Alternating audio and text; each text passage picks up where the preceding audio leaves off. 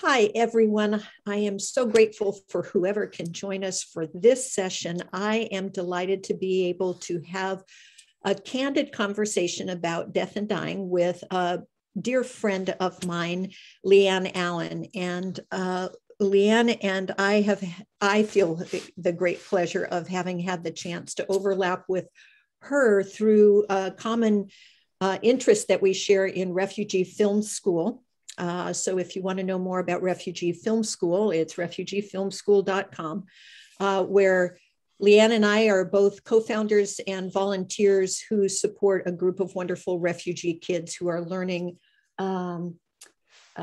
video editing skills so that they can contribute to the support of their families. And so we always welcome everyone's support in that.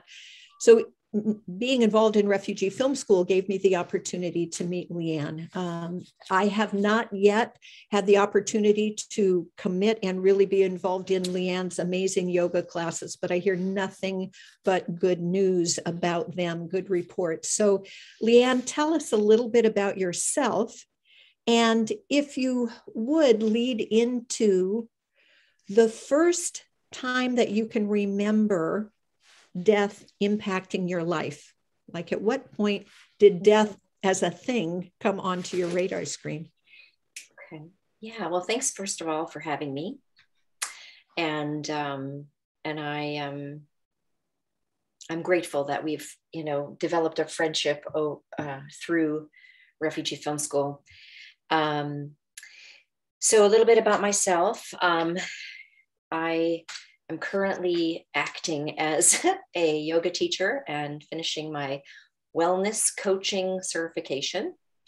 I've been teaching yoga for 10 years. I'm a mother of 3 wonderful adult children, one of whom I'm staying with right now in Chattanooga, but currently living in Fort Collins, Colorado. Lots of life changes have occurred over the past couple of years, and it's shifted a lot of things within me, but made room for lots of personal growth. So I'm grateful for that. And I'll just dive right into, I'm also a songwriter. Yes, I forgot to mention that. Oh, that's okay. Yeah, no, you asked me to tell people about myself. So, so the first time I recall death impacting my life was, I don't actually remember how old I was. I was a child when my grandfather died. I was probably 7 or 8 years old. I remember going to the hospital where he was staying with my parents and my brother. And we weren't allowed in, probably because we were too young. So we went around to the back of the hospital and waved at him through a window. So that was, and then the more significant impact was because I didn't really spend that much time with my grandfather. And even when I did spend time with him, he was pretty quiet. I didn't really have a relationship with him, much of one. But my brother passed away when I was 9 and my brother was 10. That was, and so that's the most significant, right. But actually 3 months prior to that, my grandmother on my mom's side died in a pretty, I don't know if it's necessary to share or if you'd rather not, we can. Yeah, sure. Because I think that how people die is like sometimes like with birth and death, we all are born, we all die. Some people get really easy births, some people don't. Some people get really easy passing, some people don't. Yeah. So going back to my grandfather, he had rheumatoid arthritis. So I guess he was in a lot of pain. I don't know much about that. My father never really talked about his dad. My brother got a cut on his knee. And as far as everybody knew, he was a healthy young boy. But when he got that cut, it got infected and then turned into a staph infection. And 3 weeks later, he was no longer living in his body. Wow. And as at his autopsy, they found out that he only had one functioning kidney. So they kind of figured that, the infection couldn't be flushed out quickly enough. Right. And then now fast forward to, or really it's still 3 months prior to my brother dying, my grandmother committed suicide. Mm. She jumped out of a building. Wow. The 44th floor of a building. So that was really significant. I wasn't real close to her, though I was closer to her than I was to my dad's dad. But it was, it was like, even at age 9, it was significant to learn that my grandmother had jumped out of a building to her death. Yeah, it's such, my doctoral dissertation was done on looking at the impact of being present at a birth for children. And it has been curious to me, or something that I think about as a result of now being so involved in, rather than birth doula, being more of a virtual version of a death doula, and looking at this conversation around death and dying, the impact, especially on a child, about death. And when death, it comes associated with trauma.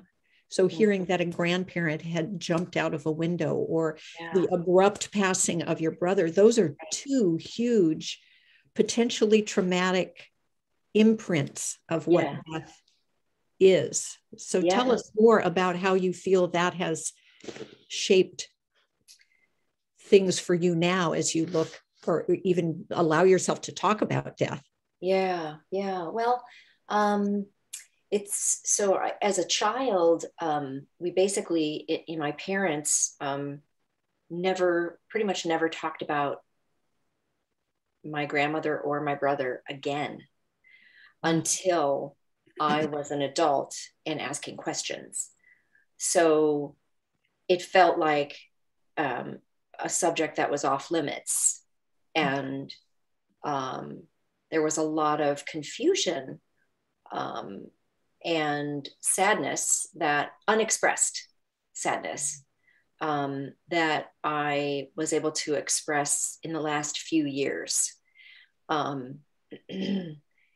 So I think what occurred for me is that I was very aware that death was possible at any time. And so for example, when I got married and had 3 children to raise, each time my kids approached the age of 10, which is when my brother died, I was very aware of that age, and that, it was just as if 10 was this magic number where, they could die this year, so it's kind of interesting, it's, anyway, so I was very aware, and I think I was still to some degree frozen by a lot of trauma from my childhood, not just the traumas you've heard about, but other things that didn't allow me to allow myself to dig in deeper. So it was this thing that was there, but I didn't really dig in very deep about, okay, so what do I do with this fear, or this anxiety about my kids approaching this age of 10, but I also do think that a lot of positive has come from it. Like, I am very aware that death is possible. So live in the moment, be present, really be there for my kids. And I think they would say that they received a lot of love and support and presence from me. And I think that is in part due to having lost at such an early age. Right. Yeah. The human paradox of that death provides us with, either it paralyzes us where we totally just regarded as a taboo and we don't talk about it. And it's so funny in our culture that we're so death averse, and yet we drink in all of the, gory horror show, or the, death autopsy, all of the crime, all of that. We see it sensationalized on television. Yeah. But we don't have a real culture that and comfort around the topic of death, yet we're confronted with it all of the time. And I think that death was a part of life for, I know for my parents, both of them, my dad in particular, having grown up on a farm where death was a part of the life cycle. It was embraced as part of the life cycle. But in our culture, not so much. It's there, but we just don't talk about it. Right. Right. And so I do appreciate your willingness to share such vulnerable experiences with death, because my experience has been that once you give people permission, there's like a relief that comes with finally expressing their thoughts and their questions and their concerns about death. That makes sense. Yeah. Giving them the open invitation to explore it, because you don't often get that invitation. Yeah. How did what you experienced with your grandmother and with your own brother influence whether or not you had conversations about death with your own children? Oh, that's a great question. So when my kids were growing up, they experienced death of our first dog. Right. And they were somewhere around maybe same age as I lost my brother and my grandmother. Like my oldest son might have been 9 or 10. And then Emily would have been a year younger. And then Zach 2.5 years younger than that. So we ended up having a little bit of a ceremony in our home, sitting around the circle, talking about what we loved about the dog. His name was Crash. Crash.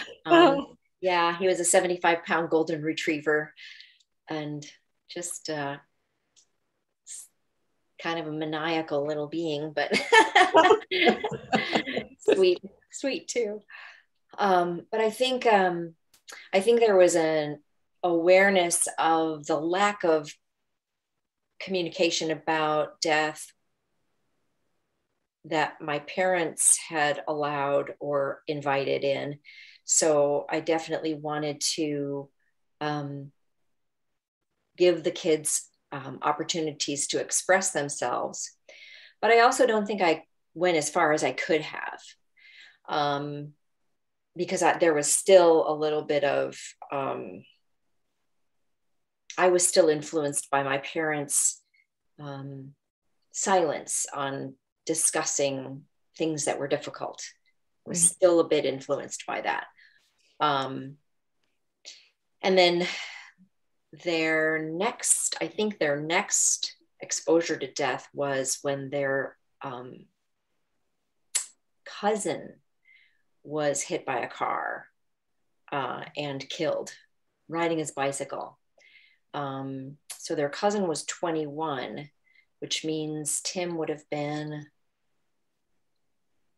about 14, 15, Emily 13, Zach 10, 11 ish, right in that range. So they were all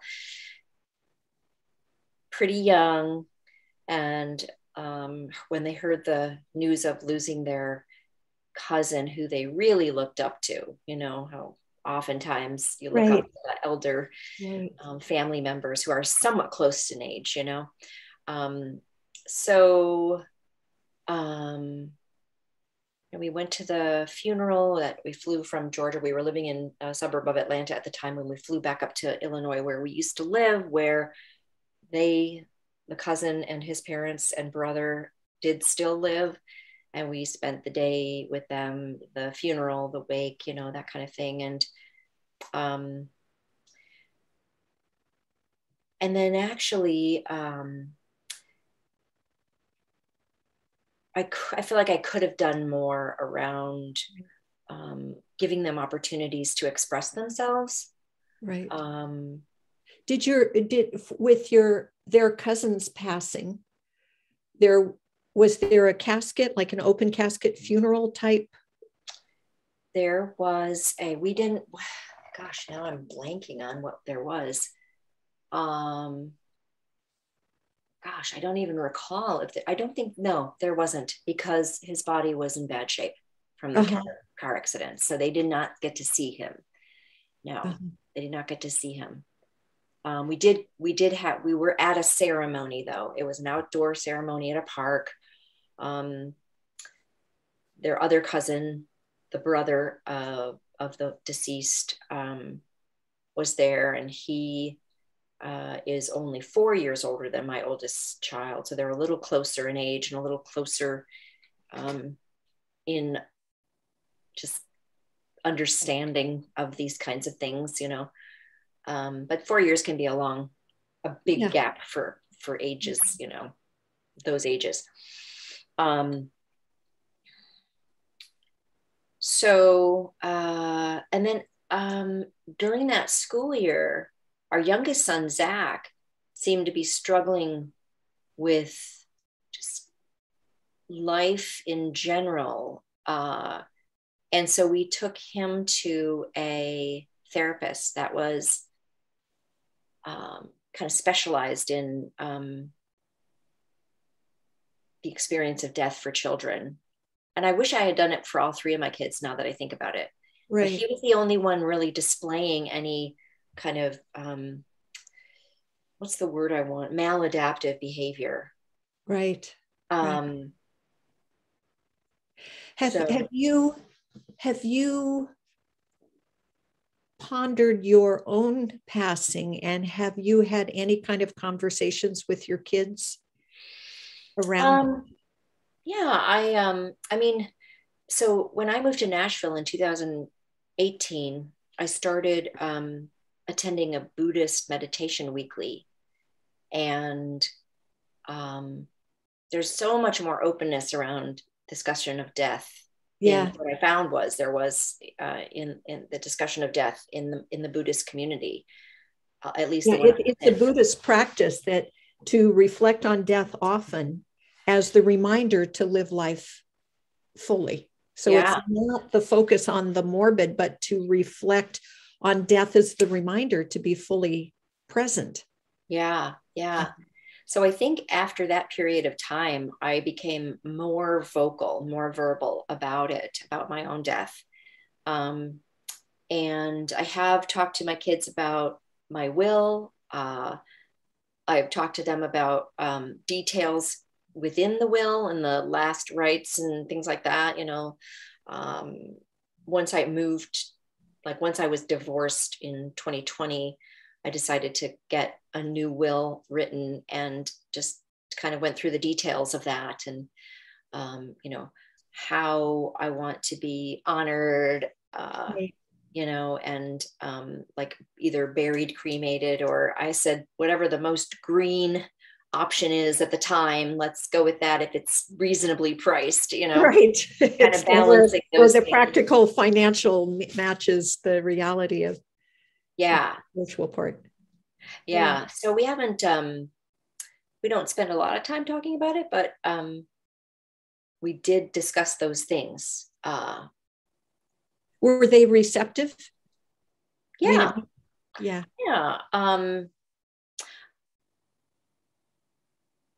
Because I know that my girls, like it, because it's been a part of my professional evolution, it's where I have that conversation, and it's not one they want to have, but by having it, it's like sex. You can't have that conversation about sex just once. You know, it's something that just kind of happens over time. But it's like I can remember being that way with my parents, not wanting to talk about it. They would want to talk about it, And I would resist it. To a certain degree, my kids have done the same thing. And then, just recently, my 40-something-year-old, my youngest daughter, said, I think I'm finally an adult because I'm willing to have this conversation. And because she is the one who would be my medical power of attorney, I said, we got to be on the same page about this. It's this information. So, so I'm glad to hear that your kids, although not like, let's talk about it over dinner every night, but just that they've been willing to have that conversation. Yeah. And it's interesting. I think about every once in a while, my passwords to my computer, like making sure they know, how to get into my computer so they can find my password document, and things like that occasionally come to me. And even though I've thought of it, like maybe, I don't know, 2 or 3 times in the last 6 months, I don't think I've actually reached out and completed that thought by talking to them about it. Right. Well, so, have you completed your advanced directive? You have your will, but do you have things laid out the way you want? Great. Yes. I don't even remember what they are right now, but like, let's see. Yeah, there was a medical and a financial power of attorney form that I completed, and the will itself, like who gets, basically they're going to split everything. There's not that much right property and a couple of antiques that are of value, but that's it. And then there are investment funds that I'll live on if I live long enough, Right. But then the advanced directive is the, tell me again, remind me again. It's the one that it's your, in the event that you are unable to speak for yourself, right, to make decisions for yourself, these are the things that you want your agent, your advanced directive person, to be certain the guidelines that you want followed. So whether or not you want to have a ventilator, whether, just those types of more specific requests. Right. Yes, I have had that completed, and I did talk to them about all of that at first, and when it was completed. Yeah, it's kind of interesting. It's like, I wonder how often I should kind of go review those things, because I have a feeling nobody, including, like I'm telling you now, I don't even remember what I said in the directive. I never can remember all 5 Ds, but it's like upon a death, a divorce, destruction, like a house burning, there are 5 Ds that if those things happen, then it's always time to go and review your documents. And so I'd say, at least every couple of years, it's worth taking them back out and scanning over them and making sure that it's still what you want. That makes sense. Yeah. Yeah. Sure. Good idea. And, it's like with a birth plan, it's a death plan. It doesn't guarantee that things are going to unfold in that way. And in the event that you can't speak for yourself, it's the biggest gift you can give to your kids and those who love you, to have it outlined. So if there is any question, and if things do detour off the rails in any way, that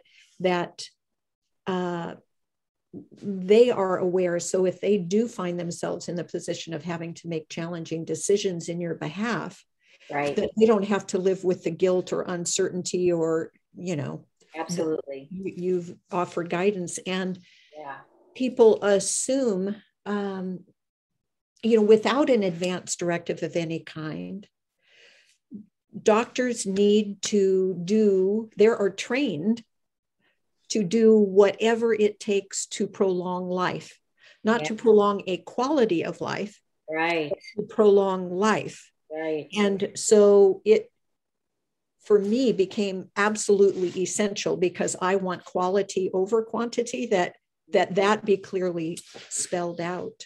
Yeah, I agree with you there. That's my personal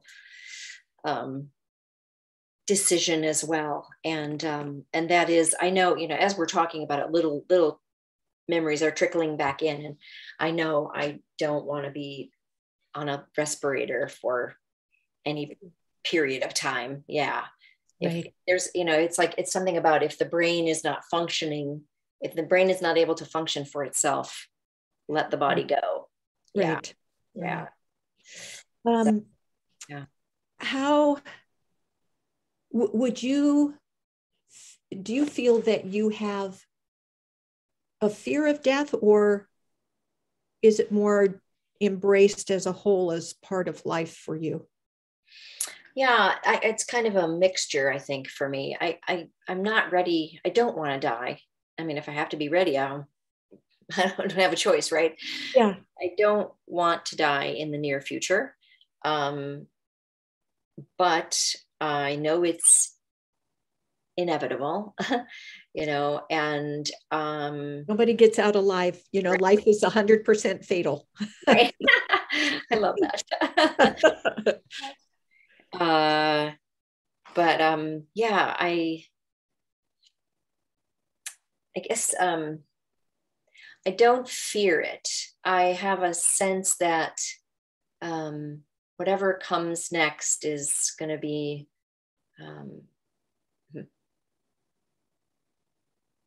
manageable. I mean, it's like, I don't know. I don't have a strict belief about, okay, I'm going to heaven, or I'm going to be reincarnated, or anything like that. Yeah. So I don't know. And I kind of trust that everything's going to be okay. Right. Were you raised in any particular faith? Yes, I was raised Lutheran. But it wasn't something we talked about at home. Once again, it was like, right. Though,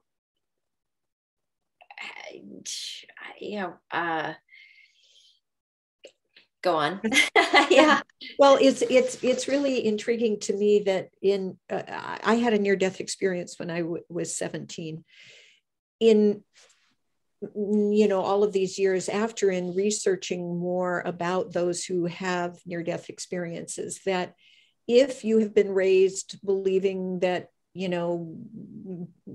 God sits on a cloud and you're at the pearly gates, then you'll see the pearly gates. If you're raised in the Buddhist tradition, you'll see Buddha initially, and that the commonality of near-death experiences and common threads that are talked about converged into being very similar once you get beyond that initial indoctrination. So I do sometimes wonder what we would come up with if we didn't have our preconditioned beliefs about religion or death or dying, Yeah, it is so interesting. I did read, what's the name of that book? I don't know, it came out probably in 2017 maybe, or something like that. A former doctor, had a near-death experience and wrote. Yes, even I can't recall his last name, but yes. Yeah. Alexander. Yeah. I did read that book, and it was really interesting. And, to recognize a medical professional who was strictly all about science prior to his near-death experience, and then to come out and say, I can't remember, did he see Jesus or no? I mean, yeah, he had several visions, experiences, and he was atheist going in. Yeah, his experience, and it was an experience, as I remember it, where it was not, with my near-death experience, because I drowned, people could say, well, it was oxygen deprivation that triggered this. Well, for him, there was an illness that triggered it. It wasn't oxygen deprivation related. And so for him, because it was the scientific protocol, it defied scientific protocol. then it really shifted his perception. Yeah, right. And yeah. so, it remains the grand surprise, even though I feel like I don't have a fear of death because of that experience. Like you say, I just know somehow it's going to be wonderful. Mm. That was my experience. And I have been with so many dear ones at the moment of their passing, and also know from my experience that when trauma or pain becomes too great when you're within your skin, that you lift out. So people who talk about having out of body experiences, or and some come back in, some don't, but that out of body experience, you humans may be here witnessing what is traumatic for them to witness. And my experience tells me that even though it appears to be traumatic, there's something very compassionate that happens, that you go out of body when you no longer can learn from the suffering and pain that you're experiencing. So let's say that it's your last day, and that you have had the opportunity to be with the ones that you love and have your goodbyes. What are the things that, if it were the perfect, all out, wonderful celebration at your passing, how would you want that day to unfold?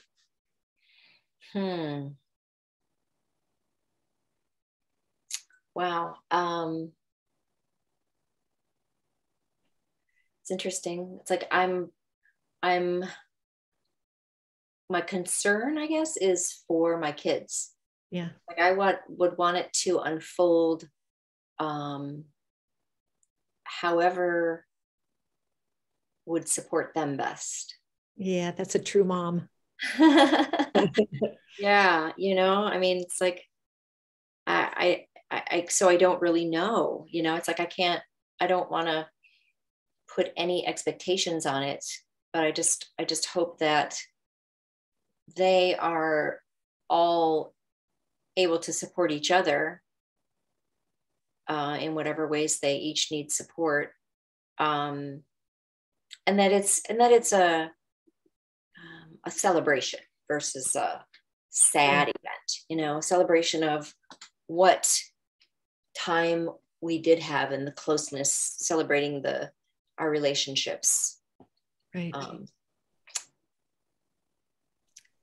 Yeah. Good.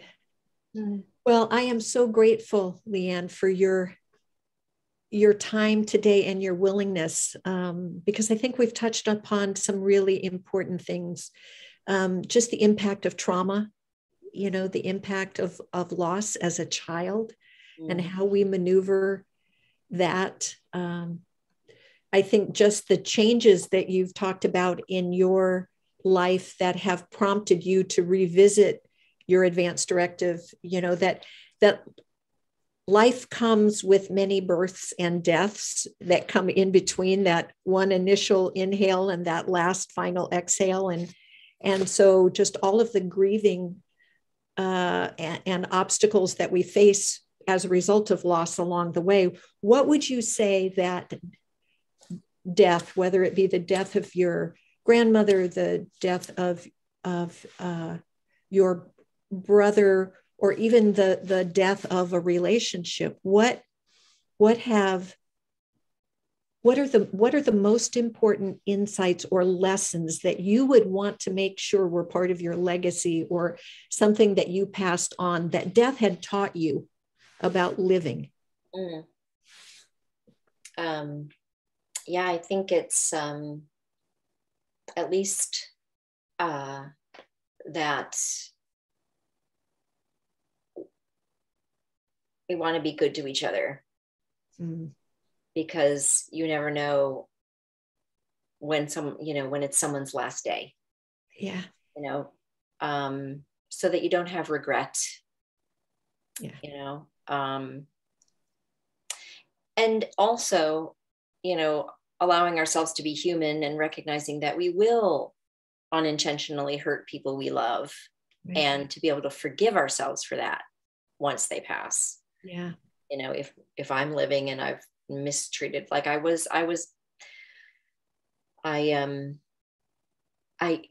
cooperated in a group bullying when my brother was still alive, when I was a child, you know, and it took, I still feel choked up just to think about it. Right. You know? It took me, probably 50 years to come to this level of forgiveness of myself for that, you know? So I think those two things, it's like, be as kind as you can be and forgive yourself when you've been a little too human. Oh, well, how courageous of you to share that tender, raw part of what you've had to live with as a result of your brother's passing. Mm-hmm. Yeah. I figure, you know, if we had lived to this day, he probably would have, you know, made up for it. Right. Right. As kids, you know, anyway. Yeah. Well, yeah. Thank you again, Leanne. And how can people find you and learn more about your music and your yoga teaching, your coaching? How can our listeners find you? They can look me up on my website, Leanne Allen Wellness. And is it ALLEANEN? LEANNE for Leanne. ALEN Wellness. Yeah. Wonderful. Thank you for that opportunity. Oh, thank you for this opportunity and so many more. It's just one of the unexpected blessings in my life to have you in it. So thank you. I appreciate that. Thank you. Same here. Truly. Thank you, Leanne. All right. Talk to you soon. Okay.